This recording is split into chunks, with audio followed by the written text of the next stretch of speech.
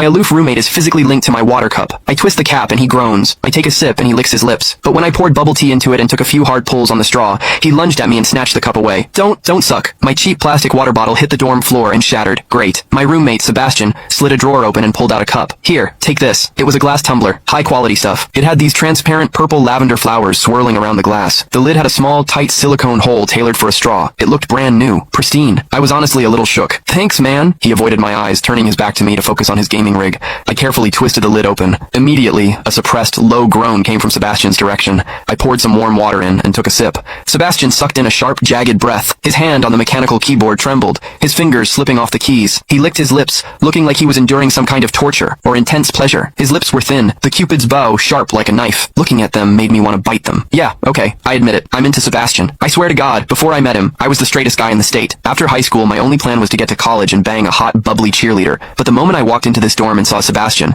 that plan went out the window. 4 years of college and he's the only one I want to mess around with. But I couldn't tell him. No way. I was terrified that if I spilled my guts, we wouldn't even be friends anymore. Because Sebastian is straight. Like, painfully straight. Only 2 weeks ago, he turned down a senior, a varsity swimmer, total stud, who asked him out. After that, Sebastian came back to the room and sat at his desk with a face like thunder for hours. The guy must be a raging homophobe. Maybe it was because the cup was a gift from my crush, but that warm water tasted sweeter than usual. It had a weirdly good aftertaste. I grabbed a straw from my desk and shoved it deep into the hole on the lid. The second I did, a strangled moan ripped out of Sebastian's throat. He bolted up and sprinted into the bathroom. Weird. We were just gaming. Why the hell did he suddenly need a shower? He didn't even grab a change of clothes or a towel. My hearing has always been too good for my own good. Through the thin bathroom door, I heard whimpery, muffled sounds. Soft, hot, suppressed. As a dude, I knew exactly what that sound was. He was jerking off. When I get horny, I usually wait until lights out and hide under the covers like a rat. But Sebastian, it's the middle of the damn day and he just goes for it? Talk about high testosterone. Sebastian is gorgeous. He's got that cold, don't touch me vibe, but his eyes are sharp, almost like a fox. He looks like a priest who's secretly a sinner, tempting as hell. I've heard people say his smile is killer,